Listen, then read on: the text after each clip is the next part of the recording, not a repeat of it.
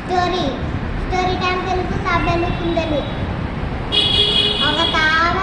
ఒక కుందేలు ఫాస్ట్గా పరిగెత్తే కుందేలు, ఇంకో తాబేలు స్లోగా పరిగెత్తే తాబేలు. వాళ్ళిద్దరికి ఒక పరుగు పందెం.